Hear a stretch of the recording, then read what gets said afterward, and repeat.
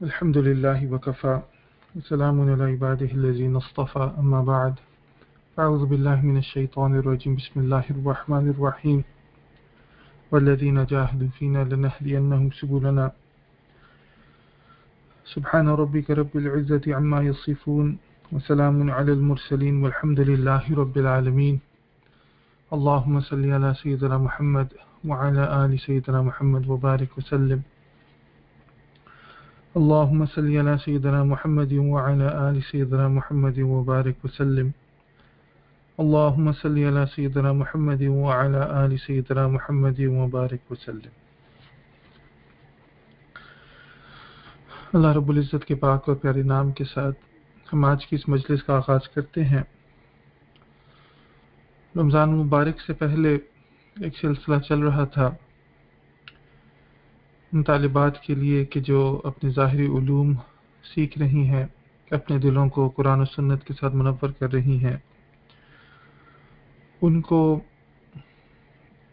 باطنی علوم کے بارے میں کچھ ابتدائی باتیں بتانا کہ اسلام کے اندر، ہمارے اس دین کے اندر انسان کا باطن جو ہے وہ ایک بہت اہمیت کا حامل ہے. اس سلسلے میں ہم نے ایک سلسلہ شروع کیا تھا جو رمضان پہ ختم ہوا. اب اللہ تعالیٰ کا نام لے کے انشاءاللہ دوبارہ اس کو شروع کریں گے. اصل میں اس کی ضرورت کیوں پیش آئی؟ کیونکہ انسان کے دل کے جیسے احوال ہوتے ہیں، انسان کے باطن کے جیسے حالات ہوتے ہیں، انسان اپنی زندگی کے اندر ویسے ہی اعمال کرتا ہے. اس کی زندگی جو ہے، اس کا جو رخ ہوتا ہے، اس کے اندر جو نیکیاں یا تقوی یا حیا کی جو کیفیت ہوتی ہے وہ اس کے اپنے احوال کے اوپر ڈیپینڈ کرتی ہے. اسی لیے اگر آپ دیکھیں تو ہمارے صحابہ کرام رضوان اللہ اجمعین، ان کی زندگی کے اندر یہ جو ظاہر اور باطن کے اندر آپ کو ایک ہارمونی نظر آئے گی. آپ کو نظر آئے گا کہ ان کے ظاہر اور باطن کے اندر کوئی فرق نہیں تھا، کوئی تضاد نہیں تھا. جو ان کے ظاہری علوم تھے وہی ان کے اعمال تھے، اور جیسے ان کے اعمال تھے ویسے ہی ان کے احوال تھے. یعنی جیسے ان کی باہر کی زندگی تھی ویسے ہی اندر کی کیفیت ہوا کرتی تھی. جیسے وہ ظاہری عبادات کیا کرتے تھے، ان عبادات کے حقائق اور ان کے ساتھ جو روحانیت تھی بالکل وہ ساتھ ساتھ چلا کرتی تھی. صحابہ کرام رضوان اللہ اجمعین اس کے بعد کچھ عرصہ ایسا ہوا کہ ان دونوں چیزوں کے درمیان میں تھوڑا فرق آنے لگ گیا.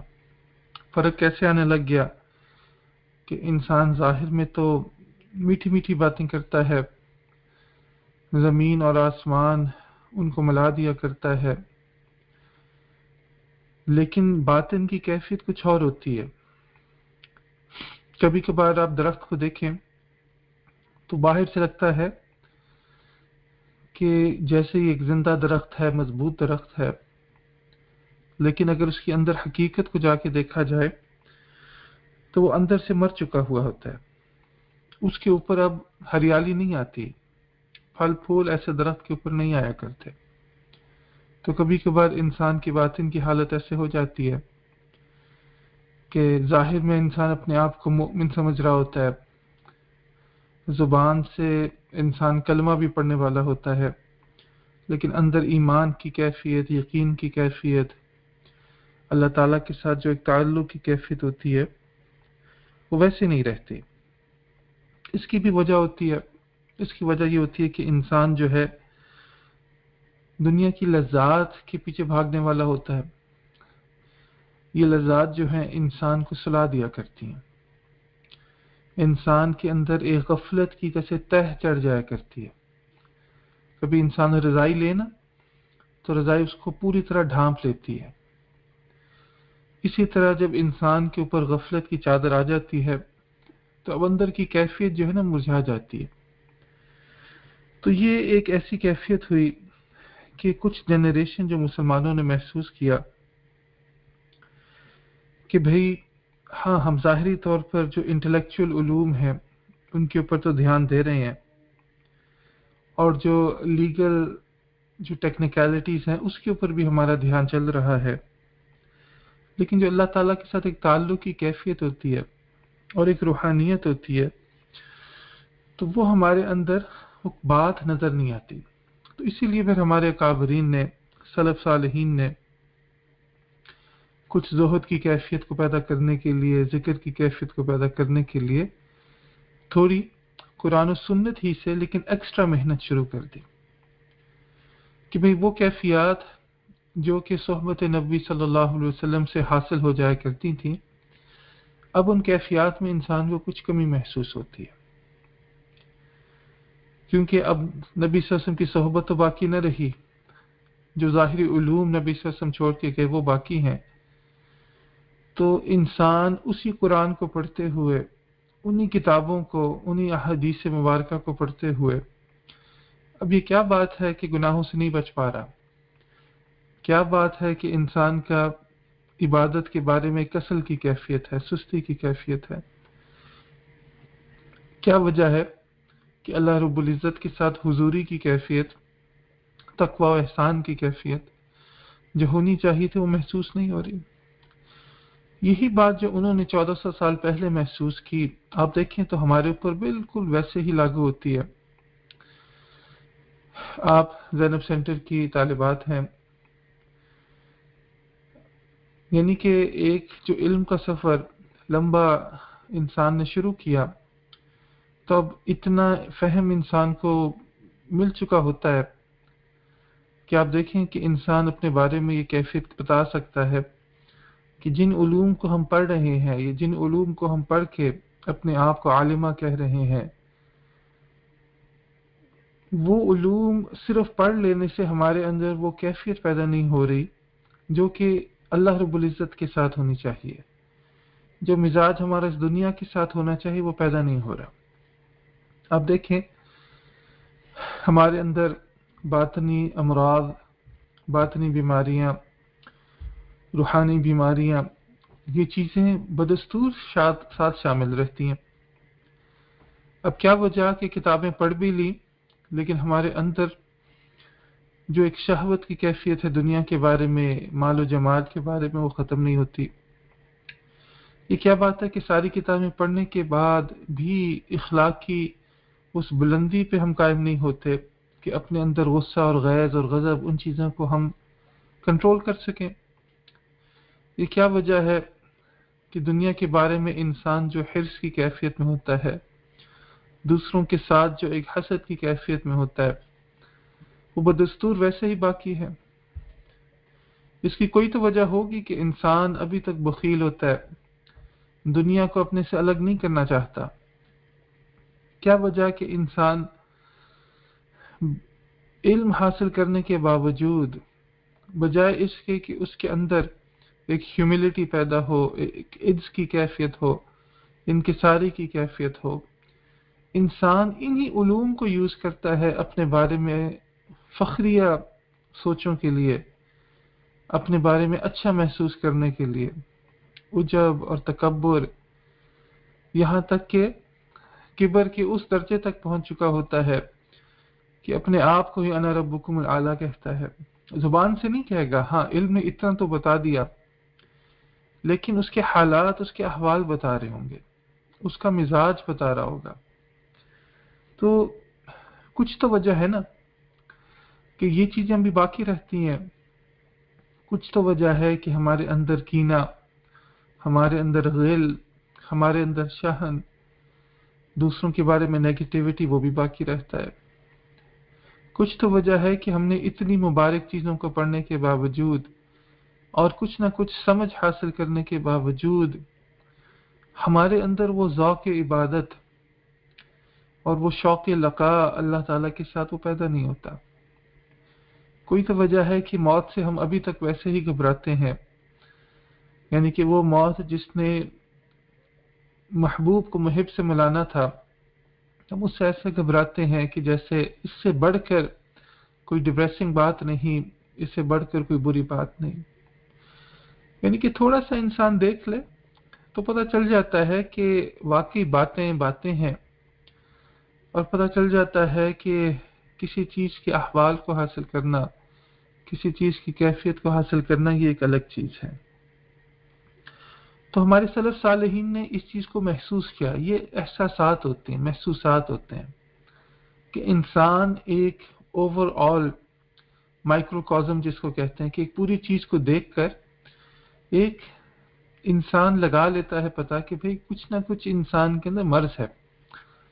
جیسے پرانے زمانے کے حکیم ہوتے تھے، وہ نبض پہ ہاتھ رکھ کے کہہ دیتے تھے کہ بھئی آپ کا کڈنی کام نہیں کر رہا، یہ لیور کام نہیں کر رہا۔ تو یہ سلف صالحین کو اللہ تعالیٰ نے ایک فراست دی تھی، ایک فارقہ دیا تھا۔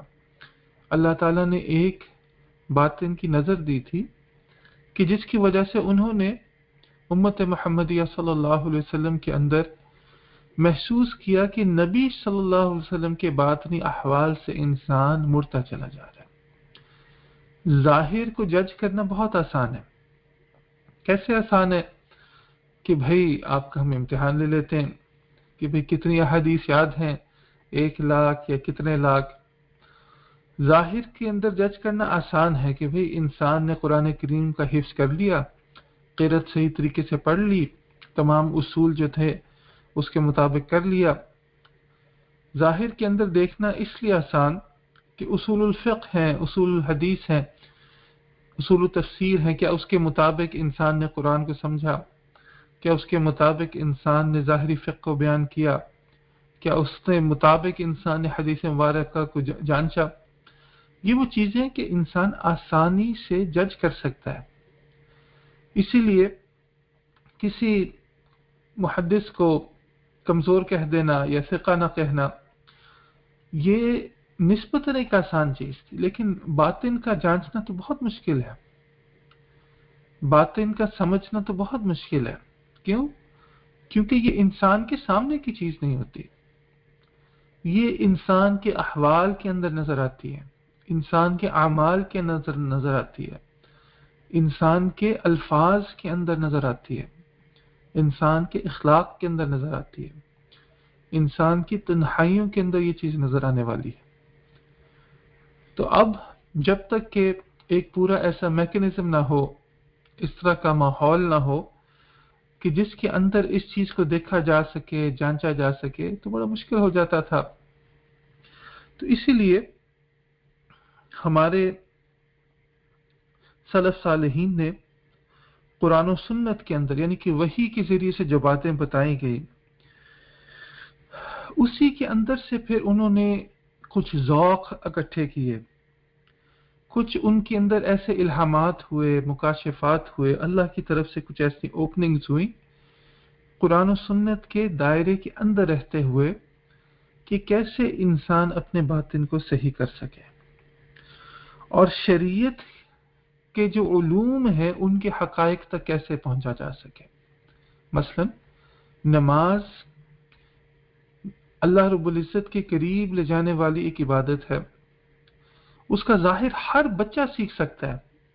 7 سال کا بچہ آپ کو نماز پڑھتا نظر آئے گا، لیکن نماز کی کوئی نہ کوئی حقیقت بھی ہوگی، نماز کے اندر کوئی نہ کوئی کیفیت بھی ہوگی۔ کون سی کیفیت؟ جو میرے نبی صلی اللہ علیہ وسلم نے محسوس کی، وہ کیفیت، وہ احوال جو نبی صلی اللہ علیہ وسلم کے اوپر نازل ہوئے اور اس کو جا بجا بیان بھی کر دیا گیا، تو کیا اس کا حاصل کرنا ضروری نہیں ہے؟ تو اس حقیقت تک عارفین کے قلوب کیسے پہنچے؟ نماز کی حقیقت، قرآن کی حقیقت، روزے کی حقیقت، حج کی حقیقت، یعنی کہ جتنے بھی انسان اعمال کرتا ہے اس کے اندر ایک اخلاص کی کیفیت، ایک احسان کی کیفیت کیسے آئے؟ تو اس کو سمجھنے کے لیے ان مشائخ نے کچھ باتوں کو یکجا کر دیا، کچھ باتوں کو اکٹھا کر دیا کہ بھئی اب یہ باتیں سمجھنا آسان ہو جائے۔ اس پر کچھ لوگوں نے اس پہ ایسا سمجھا کہ بھئی شاید یہ کوئی نیا دین بنتا جا رہا ہے، لیکن ایسا نہیں تھا۔ ہاں، اس کو اگر کوئی نیا دین بنا لے تو بنا لے، لیکن جو سلف صالحین کا ایک منشا تھی، سلف صالحین کا جو ایک مقصد تھا وہ یہی تھا کہ نبی صلی اللہ علیہ وسلم کی جو ذات اقدس کے احوال ہیں ان کی حفاظت کی جائے۔ قرآن کے اندر جو تزکیے کی کیفیت، تصفیہ قلب سلیم کی کیفیت، انابت کی کیفیت، تقوی کی کیفیت، ان چیزوں کے بارے میں بات چیت ہے، اس کی حقیقت کو جانا جائے اور اس کی حقیقت تک پہنچا جائے۔ یعنی کہ اس ساری چیز کو اگر کوزے میں سمیٹنا ہو تو بیسکلی یہ ہے کہ ہمیں بندگی کے بارے میں بتایا گیا، تو بندگی کا سلیقہ کیسے سیکھا جائے؟ تو اس ساری چیز کو کرنے کے لیے الگ سے ایک سائنس کہہ لیں، ایک شعبہ کہہ لیں، ایک سبجیکٹ کہہ لیں، جو بھی کہہ لیں، مشائخ نے اس چیز کو پھر تجویز دی۔ یہ جو سائنس ہے یہ باقاعدہ الگ سے دین نہیں، یہ صرف شریعت کی ایک باندی ہے، شریعت کی غلام ہے، شریعت کی روحانیت اور حقیقت تک پہنچنے کی ایک حقیقت ہے۔ اسی لیے بہت بڑے بڑے مشائخ گزرے کہ جنہوں نے الحمدللہ اس کے اوپر محنت کی، اور آپ کو ایسے ایسے نام نظر آئیں گے کہ پہلے زمانے سے، تابعین کے زمانے سے، حسن بصری رحمۃ اللہ تعالی علیہ جیسے، معروف الکرخی رحمۃ اللہ تعالی علیہ، سری سقطی رحمۃ اللہ تعالی علیہ، ابو القاسم جنید البغدادی رحمۃ اللہ تعالی علیہ، ابو سلیمان الدارانی رحمۃ اللہ تعالی علیہ، سہل التستری رحمۃ اللہ تعالی علیہ، حروی شیخ عبد القادر جیلانی رحمۃ اللہ تعالی علیہ، ابو البیان رحمۃ اللہ، ابو مدین رحمۃ اللہ، ابن عطا رحمۃ اللہ، یعنی کہ کتنے ہی نام ہیں، کتنے نام ہیں کہ انسان یعنی کہ پڑھتا چلا جائے تو پتہ چلتا ہے کہ ہماری ہسٹری، ہماری تاریخ بھری پڑی ہے ایسے بڑے بڑے ناموں کے ساتھ کہ جنہوں نے اس چیز کے اندر محنت کی۔ لیکن آپ ان کی زندگی کے اندر دیکھیں تو بالعموم ایک چیز نظر آتی ہے کہ یہ سب کے سب ماسٹرز تھے کس چیز میں؟ ظاہری علوم کے۔ جیسے آپ الحمدللہ زینب سینٹر کے اندر پڑھنے والی طالبات ہیں، تو ایک ظاہری علوم اس کو انسان کبھی کم نہ سمجھے، چھوٹا نہ سمجھے، اس کو یہ نہ سمجھے کہ بھئی اس میں تو کوئی ایسی چیز ہی نہیں، ایسا ہرگز نہیں ہے۔ یہ ہمارے جتنے بڑے مشائخ گزرے جن کے ہم نام لیتے ہیں، یہ سب کے سب علماء تھے، یہ سب کے سب حفاظ تھے، یہ سب کے سب ان کی گہری نظر تھی، یہ فقیہ تھے یہ لوگ۔ تو الحمدللہ اللہ رب العزت نے آپ لوگوں کو ایک موقع دیا ظاہری علوم سیکھنے کا، یہ اللہ تعالیٰ کا کرم اور احسان ہے، اللہ کا ایک چناؤ ہے۔ اس میں ہمارا تو اس میں کوئی کمال نہیں ہے، اس میں ہماری کیا بڑی بات ہونا، یہ تو اللہ تعالیٰ نے اگر گناہگاروں کو، خطاکاروں کو چن لیا تو اللہ تعالیٰ کا ایک کرم ہے ہمارے اوپر۔ یعنی کہ غلاموں میں سے کسی غلام کو کسی کام کے لیے چن لیا جائے تو اس کی غلامی تو ختم نہیں ہوتی۔ یعنی کہ ہمیں اپنی اوقات یاد رکھنی چاہیے اور اللہ کا شکر کرنا چاہیے۔ ہاں، اس کے ساتھ ساتھ اب اللہ سے دعا کرنی چاہیے کہ بھئی ہمیں یہ شریعت کی حقیقت جو ہے وہ بھی ہمیں پتہ چل جائے۔ تو اصل تصوف اسی کا نام تھا، ہم تو یہ تصوف کہتے بھی نہیں، اسی کو تزکیہ کہا جاتا تھا۔ تو جو قرآنی جو الفاظ ہیں انہی کو یوز کیا جائے تو وہ زیادہ بہتر ہے۔ قرآن کریم کے اندر اس کو تزکیہ کہا گیا، حدیث مبارکہ کے اندر جو الفاظ یوز کیے گئے ذکر کے، زہد کے، انہی الفاظ کو اگر استعمال کرے تو زیادہ بہتر ہے۔ اس لیے جیسے انسان کبھی اپنے آپ کو یہ نہیں کہتا کہ بھی میں بڑا نیک ہوں، انسان کبھی اپنے آپ کو یہ نہیں کہتا کہ بھی میں صوفی ہوں، ٹھیک ہے نا؟ انسان بس ایک مسافر ہوتا ہے، ایک سالک ہوتا ہے، سفر کرنے والا ہوتا ہے کہ ایک منزل کی طرف چل رہا ہے۔ جیسے ظاہری علوم کی کوئی حد نہیں ہوتی، انسان ساری زندگی اس میں لگا دیا کرتا ہے، باطنی علوم کی تو حد کیسے ہو سکتی ہے؟ یعنی اللہ تعالیٰ کی معرفت کی، اس کی قربت کی باتوں کی کوئی حد تو نہیں ہو سکتی نا۔ اچھا، یہاں پر जैसे ज़ाहिरी उलूम के अंदर भी कुछ ज़ौफ़ आ गए, इसी तरह जिनको हम सूफिया कराम कह देते हैं या मशाइख कह देते हैं, उनके अंदर भी कुछ कमज़ोरियां तो आ गई, क्योंकि बहरहाल इंसान तो इंसान हुआ करता है, और ये सारी की सारी इंसानी इंडेवर्स, इंसानी मेहनतें हैं। चाहे फ़िक़्ह को मुरतब करना, ये भी इंसान की मेहनत ही है ना। इसी तरह जो तसव्वुफ़ कह लें या तज़किया की मेहनत है, ये भी इंसान की एक मेहनत होती है। तो इसी तरह अगर इसको देखा जाए तो आपको नज़र आएगा कि मशाइख के अंदर या सूफिया के अंदर जैसे कुछ तक़सीमें हो गई। एक तो वो हैं जिनको हम कहते हैं सूफिया अल-हक़ाइक़, यानी कि जो रियलिटीज़ थी, चीज़ों की जो हकीकत तक पहुंचने वाले लोग थे। ये बाकी जिनको चीज़ें हैं ना, उन चीज़ की तरफ उनका ध्यान नहीं हुआ करता था। यानी हमने जिन बड़े बड़े मशाइख का नाम लिया, ये वो लोग थे कि सूफियात अल-हक़ाइक़, यानी हक़ाइक़ वाले जो सूफिया हुआ करते थे। अल्लाहु अकबर कबीरा। अल्लाह ताला हम सबको उनके अंदर बनाए। फिर एक ऐसी अंदर आ गए जिसको कहते हैं सूफिया अल-अरज़ाक़। क्या मतलब कि जो जिनका मकसद ये था कि बड़ी बड़ी खानकाहों का कायम करना, जिनका मकसद ये था कि बड़े बड़े अदारों का ऐसे कायम कर लेना, यानी कि उन्होंने इस चीज़ को इंस्टीट्यूशनलाइज कर दिया। तो अंदर से हक़ाइक़ ख़त्म हो गई, और वो जो एक ज़ाहिरी पना जो था, उस चीज़ की तरफ लोग चले गए कि उन्होंने इस चीज़ को अपना एक रिस्क का ज़रिया बना लिया और अपनी दुनियावी फ़ायदे का ज़रिया बना लिया। इसी तरह एक तीसरा तबका भी था जिसको कहते हैं सूफियात रस्म, कि जिनको बिल्कुल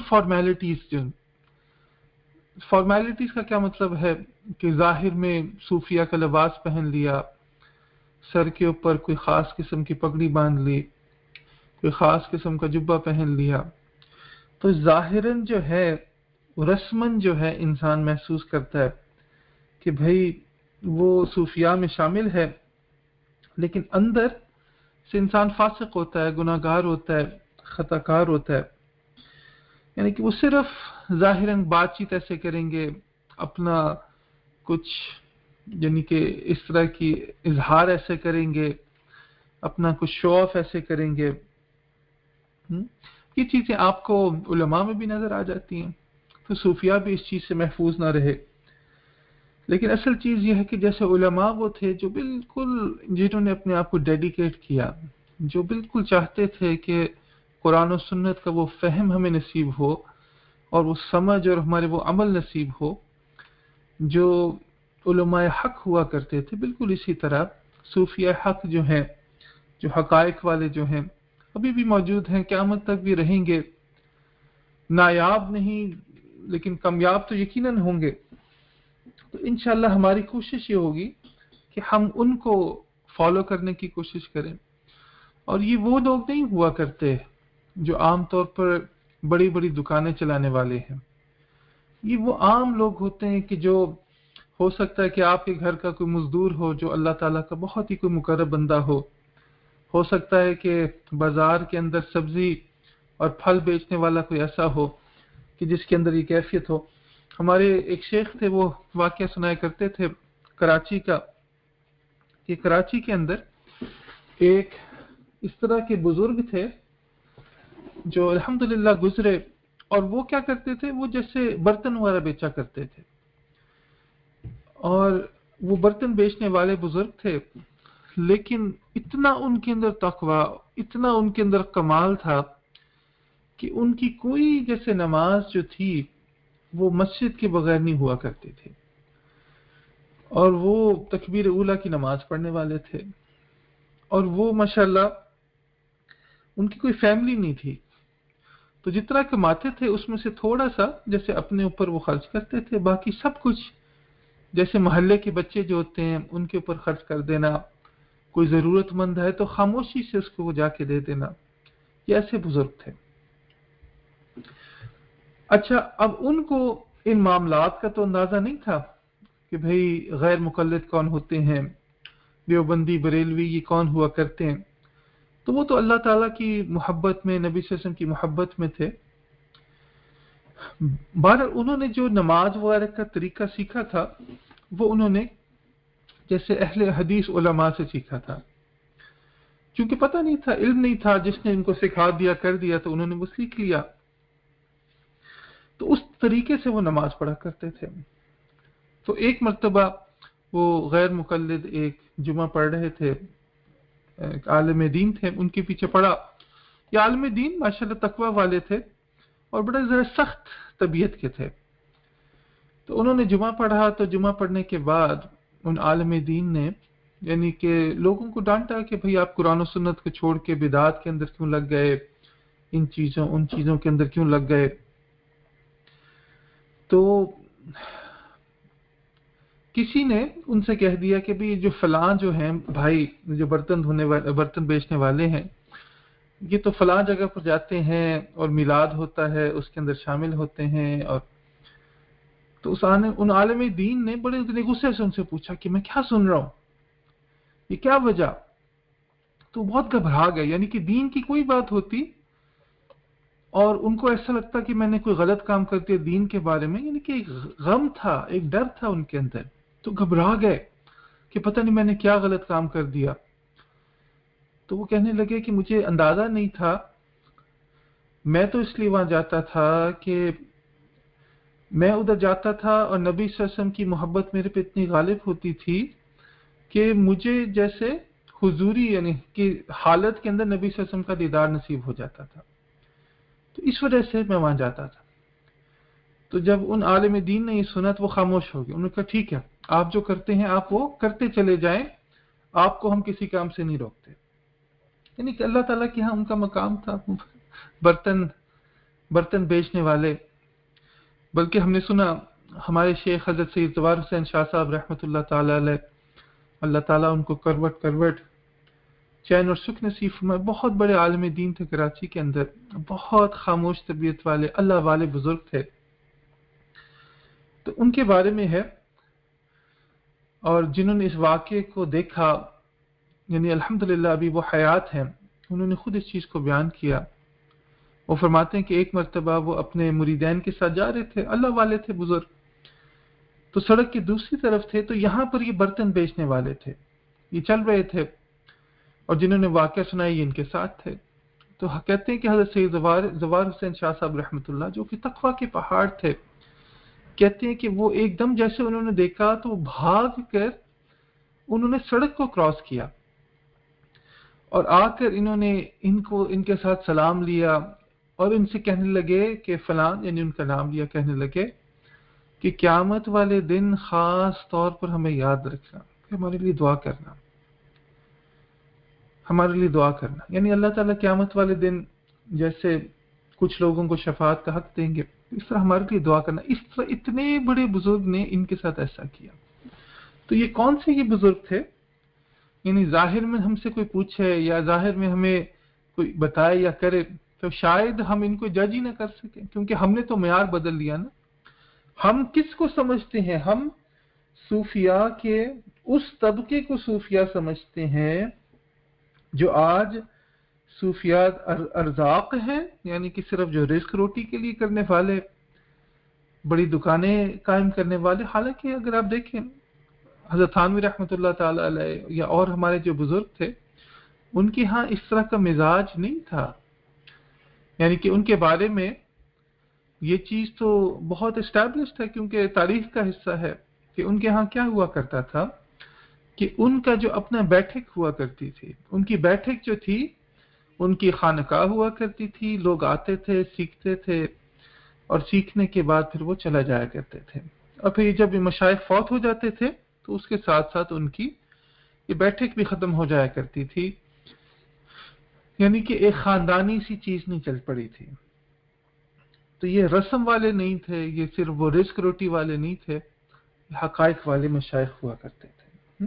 تو اللہ تعالیٰ سے ہم نے یہی دعا کرنی ہے کہ اللہ تعالیٰ ہمیں یہ والی تصوف، یہ والا ذکر ہمیں سکھائے، ہمیں سکھائے۔ اللہ رب العزت اس چیز کے اوپر ہمیں چلنے والا سکھائے، کیونکہ اس کے بغیر بندہ کہتا ہے اچھا بھائی اتنی پریشانیاں ہیں، اگر اس طرح کی حالات آ چکے ہیں تو چلو اس چیز سے دور رہ لیں۔ اس سے بڑی کوتاہی شاید ہی ہو سکے۔ کیوں؟ کہ ہم دین کے ایک ایسے شعبے سے الگ ہو جائیں گے جو کہ ہمیں نبی صلی اللہ علیہ وسلم کے احوال و مزاج و اخلاق سے متعارف کرے گا، کیونکہ یہ چیزیں کتابیں پڑھ لینے سے نہیں آتی انسان کے اندر۔ اس کے لیے انسان کو اپنے اندر کچھ احوال پیدا کرنے پڑتے ہیں، اسی لیے اس کے لیے مجاہدہ، ریاضت، یہ چیزیں کی جاتی ہیں کہ انسان کے اندر وہ احوال پیدا ہو جائیں۔ کوئی کہتا ہے میرے اندر یہ احوال پیدا ہو گئے، بہت اچھا، آپ سمجھتے ہیں کہ تزکیہ کی کیفیت ہو گئی، ایک تصفیہ کی کیفیت ہو گئی، انسان کے ظاہر اور باطن کا تفاوت ختم ہو گیا، الحمدللہ۔ اب آپ کو کسی سے کوئی بیعت کے تعلق کی ضرورت نہیں ہے، اب آپ جو بقیہ زندگی ہے انشاءاللہ اس کو بندگی پہ گزاریں، اللہ تعالیٰ کو راضی کرنے پہ گزاریں، انشاءاللہ آپ کے لیے کافی ہے۔ یہ تو ہم جیسے لوگوں کے اندر کہ جو اپنے اندر دیکھتے ہیں اور کچھ کمی محسوس ہوتی ہے، ان کے لیے ہے کہ بھی قرآن و سنت کے اندر سے ہی انسان ایسی چیزوں کو دیکھ لے کہ جس کے ذریعے ہمارے اندر کی کیفیت بدل جائے، ایک تبدیلی کی کیفیت ہو جائے۔ اللہ اکبر کبیرہ۔ اب اس ساری چیز کے اندر تھوڑا سا جیسے کچھ اصول ذہن میں رکھنے چاہیے کہ بھائی ہمارے لیے جو سب سے اہم ترین اصول کیا ہے، کہ وہی قرآن و سنت جس کو ہم کہتے ہیں، سب سے بڑھ کر پہلا اصول یہ ہے کہ اس کے تمام اصول ضوابط کے اوپر انسان عمل کرے۔ اگر اس کے اوپر عمل نہیں کر رہا تو کیسا صوفی، کون سا صوفی؟ دوسرا، جو اول طبقات تھے صوفیہ کے، جو ہمارے جن کو سلف صالحین کہا جاتا ہے، جو زہد والے، ذکر والے، ان کے اندر یہ دو چیزیں غالب ہوتی تھیں۔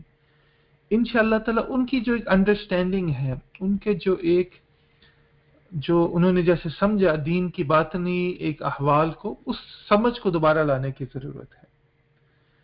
یعنی بجائے اس کے کہ ہم مشکل ٹیکنیکل چیزوں کے اندر، کمپلیکیٹڈ کانسیپٹس کے اندر ہم پھنس جائیں اور اس کا ہماری باطن کے ساتھ کوئی تعلق ہی نہیں ہے، ہمارا اللہ تعالیٰ کے ساتھ جو ایک تعلق ہے اس کو مضبوط کرنے کے اندر وہ ہمیں مدد نہیں کرتا، تو یہ تو ایک وقت کا ضیاع ہو گیا۔ تو انسان جو ہے ان کی سمجھ کو، ان کی سوچ کو دوبارہ لانے کی کوشش کرے کلیئرٹی کے ساتھ، یعنی کہ وہ چیز جو کلیئر ہو اس کے اوپر انسان عمل کرنے والا ہو، اور جو چیز بہت یعنی مشکل ہے، ٹیکنیکل ہے، ان سے انسان بھاگنے والا ہو۔ اور پھر یہ ہے کہ انسان جس چیز کے اندر اس کو ڈاؤٹ ہو، اس چیز کو انسان چھوڑ دے، شبہات کو انسان چھوڑنے والا ہو۔ تو الحمدللہ اس بات کو تو میں یعنی کہ زندگی کا ایک جیسے کہتے ہیں کوارٹر سینچری اس چیز کے اندر گزر چکی ہے، تو بالکل ایک یقین تیقن کے ساتھ میں کہہ سکتا ہوں اپنی ذات تک کے لیے کہ اس تزکیے کی ضرورت، تزکیے کی اہمیت اور تزکیہ کیسے قرآن و سنت کا حصہ ہے، اس کے اندر ذرہ برابر بھی جیسے ایک کوئی شبہ یا شک نہیں ہے اس عاجز کے لیے۔ میرے لیے تو الحمدللہ ایسا ہی ہے۔ اور جیسے انسان باقی جیسے اپنا علم ہوتا ہے، اپنا ایکسپیرینس دوسروں تک پہنچاتا ہے، تو اس کلاس کا مقصد بھی یہ ہے کہ زندگی کی کچھ جیسے چیزیں جیسے سیکھی ہیں یا عمل میں آئی ہیں، انشاءاللہ تعالی وہ آپ تک پہنچائی جائیں۔ باقی ہر انسان کا اپنا اپنا الگ الگ سفر ہوتا ہے، جیسے کہا گیا ہر بندہ اپنا سالک ہوتا ہے، اپنا اپنا سلوک طے کرتا ہے، تو ایک اپنا اپنا سفر ہوتا ہے۔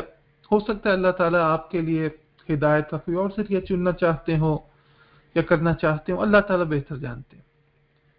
لیکن یہ ہے کہ انسان اپنی زندگی لگائے رکھے، دن اور رات ایک کر کے اپنے اللہ کو منائے رکھے انشاءاللہ تعالیٰ۔ تو یہ ایک تھوڑا سا ابتدا میں کچھ میں باتیں کہنا چاہتا تھا۔ تو ہم نے جو کتاب جو ہم نے شروع کی تھی، اس کو منازل السائرین اس کو کہتے ہیں۔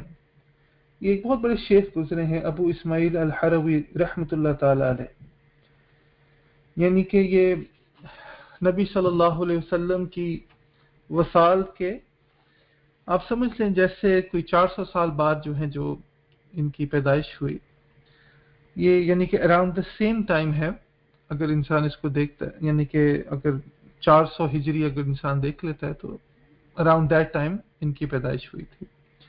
تو اگر آپ دیکھیں تو آج سے یعنی کہ 1000 سال پہلے کی بات ہے، لیکن الحمدللہ انہوں نے جو باتیں کہیں اور انہوں نے جس طرح سمجھایا، اللہ کا شکر احسان ہے کہ آج بھی وہ باتیں ہمارے لیے ریلیونٹ ہیں.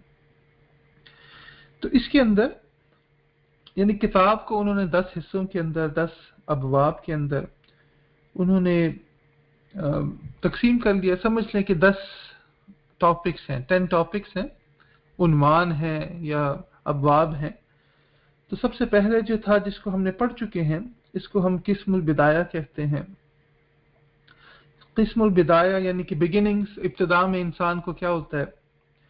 آپ کو یاد ہوگا یا نہیں یاد تو پیچھے شاید ہم نے ریکارڈنگز وغیرہ ڈال دی ہوئی ہیں، جو سننا چاہے سن لے.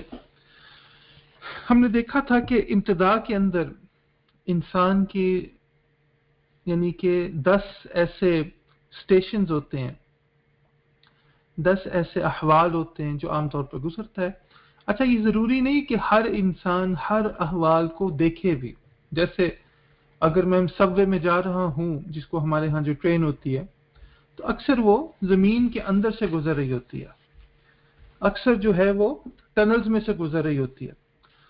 اب جب انسان ٹنل میں سے گزر رہا ہوتا ہے تو اس کو باہر کچھ نظر نہیں آتا، اندھیرا ہوتا ہے، لیکن سفر بہرحال جاری ہوتا ہے. تو وہ مناظر انسان کو نظر آئیں یا نہ آئیں، تو الحمدللہ اگر انسان اس سفر کے اندر سالک ہوتا ہے تو وہ اس میں سے گزر ضرور رہا ہوتا ہے، چاہے وہ محسوس کرے یا نہ کرے. تو وہ کہتے ہیں کہ یہ بدایہ کے اندر، شروع کے اندر انسان کے یہ 10 سٹیشنز ایسے ہوتے ہیں، یہ 10 احوال سمجھ لیں یا منازل ایسی ہوتی ہیں جس کو ہم نے کور کیا.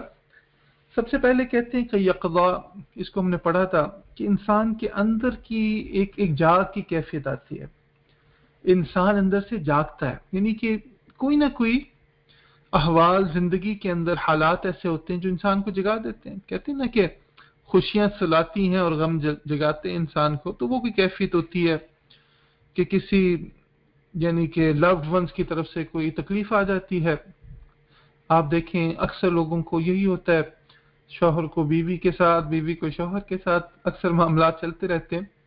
تو وہ انسان کو جگانے کے لیے کہ انسان خوشیوں کے اندر اتنا ڈوب نہ جائے کہ اپنے مقصد سے، اپنی یعنی کہ جو زندگی کا ایک مقصد ہے، میننگ ہے، معنی ہے، اس سے انسان دور ہو جائے.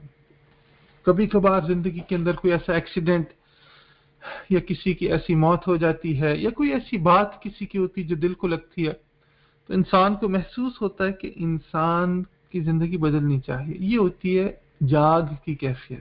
ہم نے اس کو دیکھا. پھر انسان کے اندر ایک توبہ کی کیفیت ہوئی. توبہ کیا ہوتا ہے کہ کہیں انسان چل رہا ہوتا ہے، چلتے چلتے واپس یعنی کہ کسی گمراہی کے رستے پہ چل رہا ہو، یعنی کوئی ایسا رستہ ہو، رانگ وے ہو، اس پہ چلتے چلتے وہاں سے واپس لوٹ آئے. تو لوٹ آنے کی کیفیت کو جو ہے نا توبہ کہتے ہیں. کہ انسان اللہ سے دوری کی منزل کی طرف جا رہا ہوتا ہے، زندگی ہمیں آخرت کی طرف لے جا رہی ہے اور ہم زندگی کو دنیا کی طرف موڑ رہے ہوتے ہیں.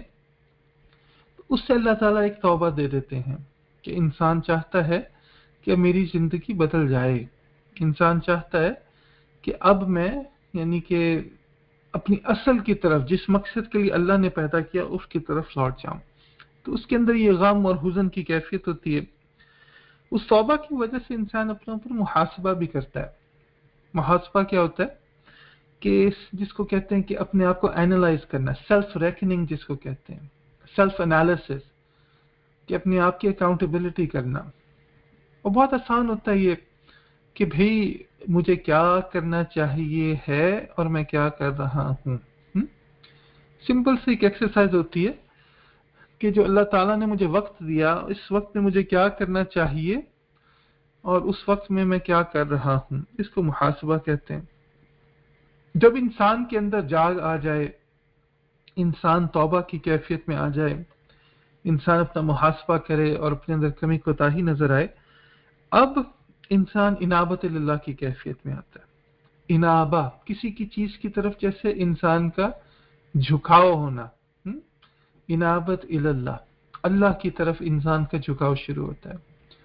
और ये अल्हम्दुलिल्लाह एक रूहानी झुकाव होता है कि वो चीज़ें कि जिसके अंदर इंसान पहले शायद इतना इंटरेस्ट ना लेता हो, तो अब उसके अंदर इंटरेस्ट लेता है।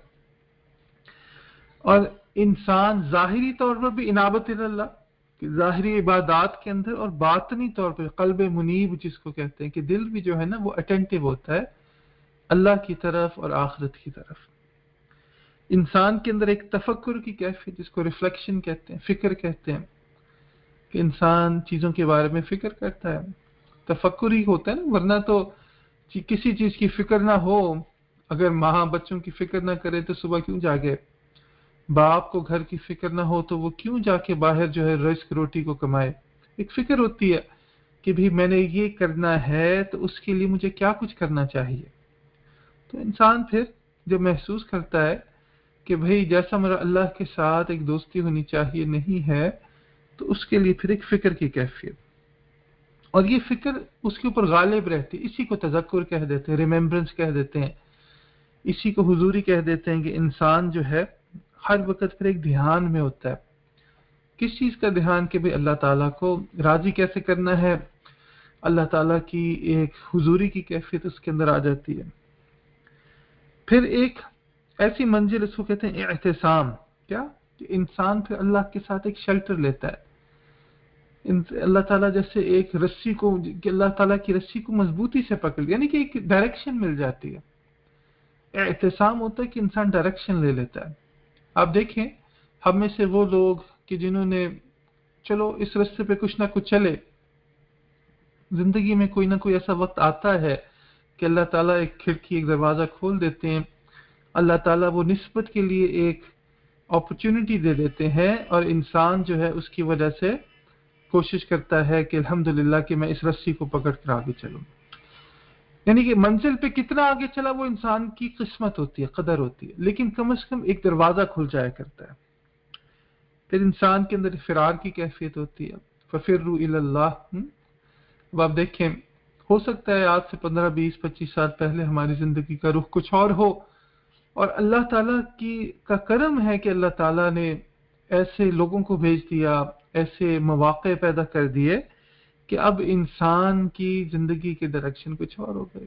फफिर्रू इल्लल्लाह, इंसान फिर भागता है अल्लाह की तरफ, उन आमाल को ढूंढता है जो अल्लाह को राज़ी करने वाले होते हैं।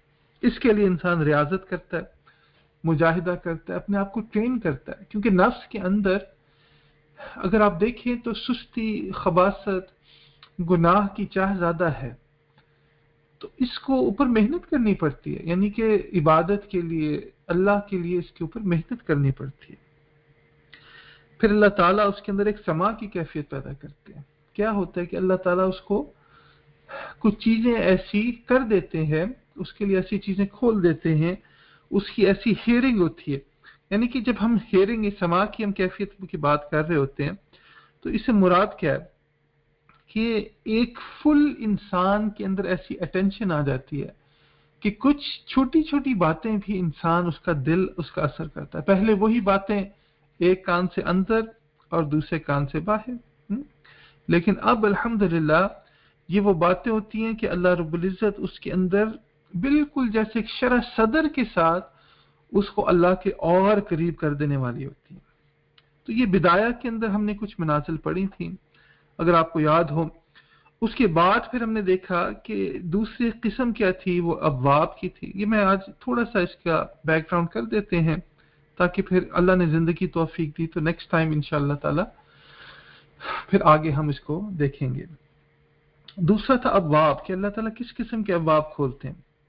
इसके अंदर था हुज़न की कैफियत थी, कि अल्लाह रब्बुल इज़्ज़त इंसान के अंदर एक एगनी, गम व अंदोह जिसे कहते हैं ना, गम व अंदोह की कैफियत होती है, बड़ी अजीब कैफियत, और ये अक्सर इंसान के साथ ही रहा करती है। अगर आप देखें, अक्सर लोग ये कहते हैं कि भाई हम इतने अरसे से जिक्र भी कर रहे हैं, फलां भी कर रहे हैं, हमें तो अपने बहुत गुनाह और नज़र आ रहे हैं। तो ये तो बड़ी अच्छी बात है कि जो चीज़ें पहले नज़र नहीं आ रही थी, अल्लाह रब्बुल इज़्ज़त ने उस चीज़ को आपके ऊपर खोल दिया। तो इस चीज़ को क्या कहते हैं, ये एक हुज़न की कैफियत होते हैं, ठीक है ना। एक हुज़न होती है, गम होता है اور یہ غم انسان کو پھر آگے لے جانے والا بھی ہوتا ہے. پھر انسان کے اندر خوف کی کیفیت بھی ہوتی ہے کہ انسان یہ نہیں ہوتا کہ میں سب کچھ کر لیا، دیکھو میں تو سب کچھ کر رہا ہوں، بالکل ٹھیک ہوں. اگر انسان کے اندر یہ کیفیت ہے نا کہ بھئی جو میں نے کرنا تھا میں کر رہا ہوں، تو یہ انسان جو ہے نا جیسے اپنے آپ کو ایک طمانیت کی کیفیت میں لے آتا ہے. تو طمانیت کی کیفیت میں انسان نہ ہو، ایک خوف کی کیفیت میں انسان میں ہوتا ہے کہ بھئی دیکھو بڑے بڑوں کا جو تھا کیا حشر ہوا، تو ہم کس کھیت کی گاجر مولی ہیں. تو اس وجہ سے انسان اپنے گناہوں کو دیکھ کے خوف میں بھی رہتا ہے. پھر انسان کے اندر خشوع کی کیفیت بھی ہوتی ہے. خشوع کیا ہوتی ہے کہ انسان جو ہے اس کا دل جو ہے اللہ کے آگے ایسے جھک جاتا ہے کہ جس میں اللہ تعالیٰ کا خوف اور ڈر انسان کے دل پہ غالب ہوتا ہے، کہ انسان کے اندر ایسی خشوع کی کیفیت ہو جاتی ہے. نماز میں بھی ہم کہتے ہیں کہ خشوع کی کیفیت، کہ انسان کا دل جو ہوتا ہے وہ اللہ تعالیٰ کے ذکر کے اندر ڈوب چکا ہوتا ہے، اور ایک کامنس سی ہوتی ہے، ایک ہیوملٹی ہوتی ہے، اور اس کے ساتھ ساتھ اللہ تعالیٰ کی جیسے ایک ہیبت جو ہوتی ہے انسان کے دل کے اوپر وہ طاری رہتی ہے. پھر ہم نے دیکھا الاخبات اس کو کہتے ہیں. اخبات کیا ہوتا ہے کہ اخبات انسان کو خشوع سے لے جاتا ہوا، وہ جو کامنس اور ہیوملٹی ہوتی ہے اس سے لے جاتا ہوا کچھ نہ کچھ ایسی کیفیت میں آتا ہے کہ باوجود اس کے، دیکھیں انسان اگر اپنے ماں باپ کے ساتھ ہو تو چاہے سامنے خطرہ ہو، دل میں ایک اطمینان ہوتا ہے کہ جیسے میرا حفاظت کرنے والا میرا رب جو ہے، میرا جو باپ ہے جو بھی ہے میرے ساتھ ہے. تو ایک بندہ بھی جو ہوتا ہے نا اللہ تعالیٰ کے ساتھ ویسے ہی کیفیت میں آ جاتا ہے کہ بھئی میں نے اللہ کے ساتھ ایک ریفیوج لے لیا، اور ایک اس ریفیوج کی وجہ سے انسان کے اندر ایک سرینٹی سی آ جاتی ہے، ایک طمانیت سی آ جاتی ہے. اخبات جب انسان کے اندر پیدا ہوتی ہے اس کے ساتھ ساتھ انسان کے اندر ایک کانشیسنس بھی ہوتی ہے جس کو ورا کہتے ہیں، کہ انسان ایک ہر چیز کے بارے میں کوشش سا ہو جاتا ہے، احتیاط والی کیفیت ہوتی ہے. کیوں؟ جی جو مثال ہم دیا کرتے تھے کہ ایک بزرگ تھے، انہوں نے کسی کو دودھ کا ایک کپ دیا کہ بھائی اس میں سے ایک قطرہ بھی نیچے نہ گرے ورنہ پٹائی ہوگی. تو وہ لے کر گیا تو بہت احتیاط کے ساتھ، کیوں؟ اس کو تھا کہ بھائی میری بے عزتی نہ ہو. تو زندگی کے اندر اس احتیاط کو لے آنا اس کو ورا کہتے ہیں، کہ بھائی اب میں ہر چیز کو کوششلی کروں گا، کہ ہر چیز کے اندر ایک دھیان رکھوں گا کہ میرا اللہ تعالیٰ کے ساتھ تعلق جو ہے وہ اس کے اندر کوئی خرابی نہ آ جائے. پھر ہم نے دیکھا تبتل کی بھی کیفیت ہوتی ہے، وَتَبَتَّلْ إِلَيْهِ تَبْتِيلًا، کہ پورا کا پورا انسان ڈیڈیکیٹ ہو جائے. ہم نے اکثر دیکھا جو میڈیکل کے اسٹوڈنٹس ہوتے ہیں یا جو کالج وغیرہ کے اندر جو جا رہے ہوتے ہیں، ایگزام سے پہلے پورا کا پورا ڈیووٹیڈ ہوتے ہیں، ان کو کسی اور چیز کی فکر نہیں. بیٹا کھانا کھا لو، کھانے کی فکر نہیں، پانی پی لو تو پانی کی فکر نہیں، سو جاؤ تو سونے کی فکر نہیں. کسی چیز کی ان کے اندر یہ ایسی کیفیت نہیں ہوتی. کیوں؟ اس لیے نہیں ہوتی کیونکہ وہ پورا کا پورا ڈیڈیکیٹڈ ہوتے ہیں. تو تبتل الیہ تبتیلا، کہ اپنے انسان اپنے آپ کو ہر چیز سے خالی کر لیتا ہے اور جس چیز سے بھرنا چاہتا ہے اس چیز سے بھر لیتا ہے.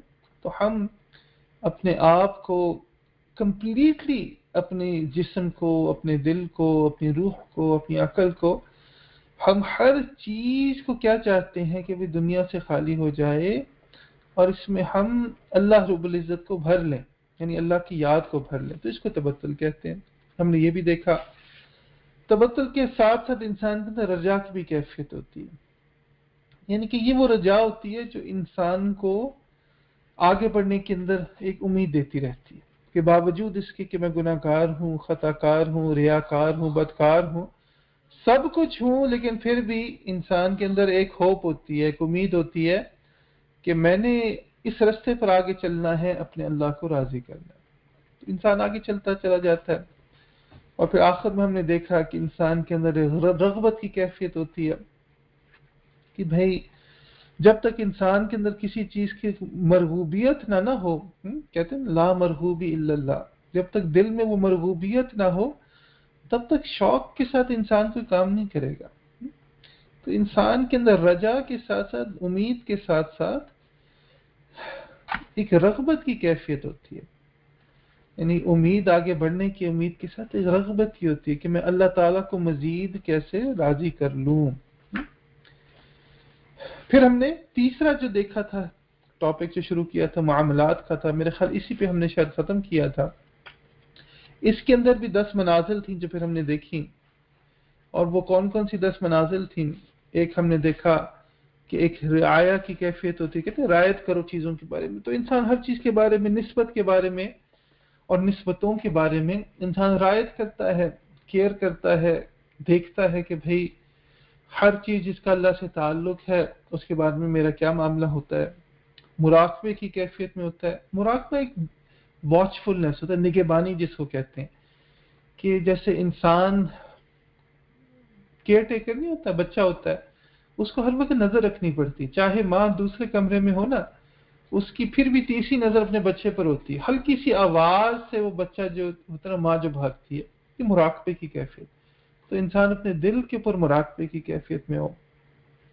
چیزوں کے بارے میں حرمت ہوتی ہے، سائنٹیفیکیشن ہوتی ہے. یہ آج کل ختم ہوتی جا رہی ہے کہ انسان جب اس کا نفس اتنا اس کے آگے بڑھ چکا ہوتا ہے نا، تو اپنی ذات کی حرمت کے سوا پھر اس کو کسی چیز کی سیکریڈنس نہیں ہوتی، کوئی چیز اس کو بڑی نہیں لگتی. پھر ہم نے اخلاص کے بارے میں دیکھا. اخلاص اپنے آپ کو خالی کر لینا، کس چیز سے؟ ہر چیز سے خالی کر لینا. یعنی کہ دل کا خلو جس کو کہتے ہیں وہ ہے، کہتے ہیں للہ ہی، جس کو ہم کہہ دیتے ہیں نا کہ اللہ کی خاطر، اللہ کی خاطر. کیا مطلب ہے کہ بھئی دل میں اللہ کے سوا کچھ نہ ہو، یہ اخلاص ہے. تہذیب الاخلاق کے بارے میں دیکھا کہ بھئی اخلاق کو جو ہے ہمیں بہتر کرنا، اس کو ٹھیک کرنا. پھر اس ساری چیز کے اوپر استقامت کے ساتھ آگے بڑھنا. یعنی کہ جب تک آپ کے معمولات میں استقامت نہیں ہوگی، جب تک کہ ہم جس چیز کو صحیح سمجھتے ہیں استقامت کے ساتھ اوپر نہیں چلیں گے تو پھر انسان میں کمزوری رہتی ہے.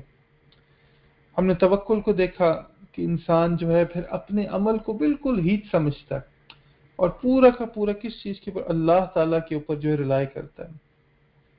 اسی کے آگے تفویض کو بھی دیکھا، افوض امری الی اللہ. اس کو کہتے ہیں ڈیلیگیشن، کہ بھئی میں کیا کر سکتا ہوں؟ کچھ بھی نہیں کر سکتا اللہ، میں نے ہر معاملہ اپنا آپ کے اوپر سپورٹ کیا. یہ دنیاوی بھی ہیں، یہ روحانی بھی ہیں. یعنی کہ میرا کیا ذکر، میرا کیا مراقبہ مجھے کہاں لے کر جائے گا؟ نہیں اللہ، میں سب کچھ آپ کے اوپر چھوڑ دیا. پھر ثقہ کی کیفیت بھی تھی. یہ وہی جو حدیث میں بھی یوز کرتے ہیں کہ ایک ٹرسٹ کی کیفیت، کہ انسان اللہ پہ ٹرسٹ کرتا ہے کہ اللہ آپ جس حال میں سے مجھے گزار رہے ہیں، یہ میری تربیت کے لیے حال، میرے لیے یہی میری اس کے لیے ضرورت ہے. ایک ثقہ کی کیفیت ہوتی ہے کہ اللہ اگر میں اس حال میں سے نہ گزرتا تو اللہ جو آپ کی وہ قربت اور جو میری اپنی تہذیب کی جو ضرورت تھی وہ نہ میرے اندر پوری ہوتی. پھر انسان کے اندر تسلیم کی کیفیت، اور یہ بڑی اعلیٰ مقام ہے انسان کا، تسلیم کا ہو جانا. سر تسلیم خم ہے جو مزاج یار میں آئے، جو مزاج یار میں آئے. اللہ اکبر کبیرہ، اللہ اکبر. اللہ سے دعا ہے کہ اللہ تعالیٰ یہ جو ہم نے پڑھے ابھی تک مقامات 30 کے قریب پڑھ چکے ہیں، اللہ تعالیٰ سے دعا ہے کہ اللہ تعالیٰ ہمارے اندر اس کو پیدا فرما دے. اللہ نے زندگی توفیق دی تو اگلی دفعہ ہم پھر اگلا جو ہے باب شروع کریں گے جو اخلاق کا ہے، ایٹیکیٹ کا. ہر چیز اخلاق کی ہوتی ہے، تو اخلاق کے اندر کیا کیا کیفیات ہمارے اندر ہونی چاہیے. اور یہ ایک بہت بڑا باب ہوتا ہے، تو اس کے اندر سے ہم نے صرف جیسے آپ کو بتائی ابتدائی سی چیزیں ہیں جو ہم بتا رہے ہیں. انشاءاللہ تعالی اللہ کی ذات سے امید ہے کہ وہی کہ انسان کو اپنی قسمت کے کہاں تک پہنچتا ہے، جہاں تک بھی پہنچے بس یہ کہ کم از کم لطف منزل نہ صحیح، خواہش منزل ہی صحیح. اللہ تعالی ہمیں عطا فرما دے. اللہ سے دعا ہے کہ اللہ تعالی ہمارے اندر یہ کیفیت کو پیدا فرما دے. آمین یا رب العالمین. وآخر دعوانا ان الحمدللہ رب العالمین. کچھ دیر کے لیے مراقبے کے اندر بیٹھ جائیے، آنکھوں کو بند کر لیں، سر کو جھکا لیجئے، دنیا ما فیہا سے ہٹ کر کے اللہ رب العزت کی یاد میں ڈوب جائیے. ہر چیز کی نفی کر دیں کہ نہ زمین ہے، نہ آسمان، نہ چاند سورج ستارے، نہ انسان، نہ حیوان، نہ شیطان. فقط اللہ کی ذات اقدس ہے۔ محسوس کیجئے کہ فیضان الہی کے انوارات آ رہے ہیں، دل کے اندر داخل ہو رہے ہیں۔ دل کے اندر جو ظلمت ہے، سختی ہے، گندگی ہے، اندھیرا ہے، نکل کر زمین میں جا رہا ہے، اور ہمارا دل فرط محبت میں کہہ رہا ہے اللہ اللہ اللہ۔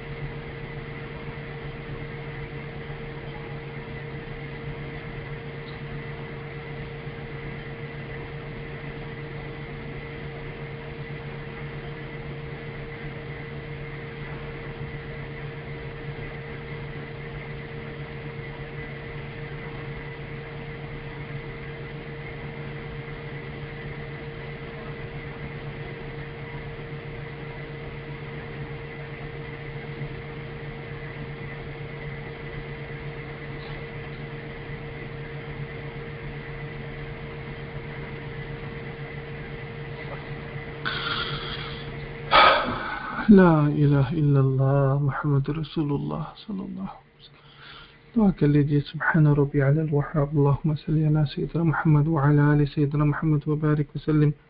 ربنا ظلمنا انفسنا وإن لم تغفر لنا وترحمنا لنكونن من الخاسرين رب اغفر وارحم وانت خير الراحمين اللهم يا مقلب القلوب ثبت قلوبنا على دينك اللهم يا مصرف القلوب صرف قلوبنا على طاعتك۔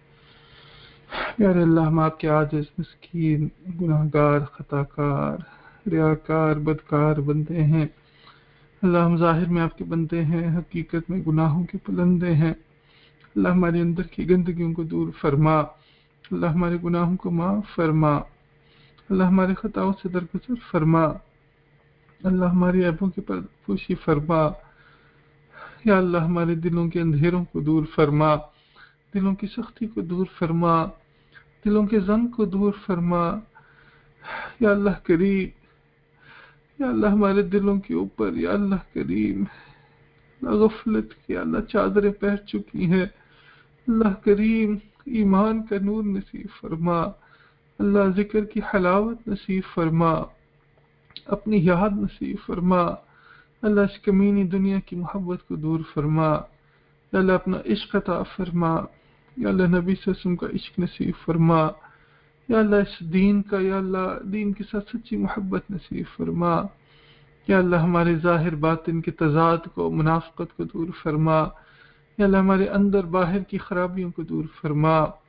یا اللہ ہم سب کو ایسا بنا جیسا آپ ہمیں دیکھنا چاہتے ہیں، اللہ ہم سب کو ایسا بنا جیسا آپ کو پسند ہے، اللہ ہم سب کو ایسا بنا یا اللہ جیسا جس سے آپ راضی ہوتے ہیں پیارے اللہ، اللہ کریم ہمیں ویسا بنا دیجئے، وہ اعمال ہم سے لے لیجئے اللہ کریم، یا اللہ وہ الفاظ ہم سے یا اللہ ادا کروا دیجئے جس سے آپ راضی ہوتے ہیں، یا اللہ کریم ہماری ہر سانس آپ کو راضی کرنے کے لیے ہو، ہمارا اٹھنا ہمارا بیٹھنا آپ کی خوشی کے لیے ہو، ہمارا جینا ہمارا مرنا اللہ آپ کے لیے ہو، یا اللہ کریم اپنا تعلق دے دیجئے، یا اللہ کریم دلوں سے غفلت کو دور کر دیجئے، پیارے اللہ ہمیں اپنا بنا لیجئے، اللہ ہم تو کہتے ہیں اللہ آپ ہمارے رب ہیں، ہمارے محبوب، ہمارے مقصود ہیں، ہمارے معبود ہیں، اللہ آپ بھی کہہ دیجئے تم ہمارے پیارے پیارے بندے ہو، اللہ ہمیں اپنا بندہ بنا دیجئے، بندگی کے آداب سکھلا دیجئے، یا اللہ کریم جس کی جو جائز تمنا حاجت ہیں پوری کر دیجئے، یا اللہ کریم یہ جو پروگرام شروع کیا اس میں ہمارے لیے برکت نازل فرما دیجئے، یا اللہ ہماری زندگی بدلنے کا سبب کر دیجئے، یا اللہ مرنے سے پہلے آپ کو راضی کرنے کی توفیق نصیب فرما، یا اللہ موت میں کوئی شک نہیں ہے، اے پیارے اللہ کسی وقت بھی آ سکتی ہے، یا اللہ ان آخری سانسوں سے پہلے یا اللہ آپ ہمیں دکھلا دیجئے، ہمیں بتا دیجئے کہ آپ ہم سے راضی ہیں، اللہ پہلے ہم سے راضی ہو جانا، اللہ پھر ہمیں موت دینا پیارے اللہ، اللہ اپنی رضا والی زندگی، اپنی رضا والی موت عطا فرما، یا اللہ کریم امت مسلمہ کی مدد فرما، یا اللہ ہمیں ایک ہو کر نیک ہو کر رہنے کی توفیق نصیب فرما، یا اللہ جو مسائل ہیں امت کے اللہ ان کو دور فرما، اے پیارے اللہ دین کا فہم نصیب فرما، دین کا ذوق شوق عطا فرما، اللہ کریم یا اللہ ہم تو زندہ ہیں کہ دنیا میں تیرا نام رہے، اے پیارے اللہ اپنے نام لیوا بنا دیجئے، جو منازل جن کے بارے میں ہم نے پڑھا اللہ وہ ہمیں عطا فرما دیجئے، یا اللہ نسبت کے انوارات ہمارے سینے میں پیدا فرما دیجئے، یا اللہ ہم یہ کیسے دعا کریں کہ اللہ آپ ہمیں اپنا ولی بنا، اللہ بس ہمیں یا اللہ ہمیں معاف کیے ہوئے لوگوں میں پیدا فرما دیجئے، مغفرت جن کی ہو چکی ہے ان لوگوں میں ہمیں کھڑا کر دیجئے، اللہ ہم بہت گناہ گار ہیں، یا اللہ کریم بہت زیادہ گناہ گار ہیں، کون سا گناہ ہے جو ہم نے نہیں کیا، یا اللہ ظاہر باطن کے کون سے ہم نے خطا جو نہیں کی، بس اللہ آپ ہمیں معاف کر دیجئے، اور معاف کر کے اللہ کریم یا اللہ ہمیں جنت الفردوس نصیب فرما دیجئے، یا اللہ ہماری ان دعاؤں کو اپنی رحمت فضل کرم سے قبول و مقبول فرما، خدا بندہ مقصود من تو ای و رضائے تو، میرا محبت و معارفت ذوق و شوق خود بدے، صلی اللہ تعالی علی خیر خلقہ محمد وعلی آلہ واصحابہ اجمعین برحمتک یا ارحم الراحمین، آمین یا رب العالمین۔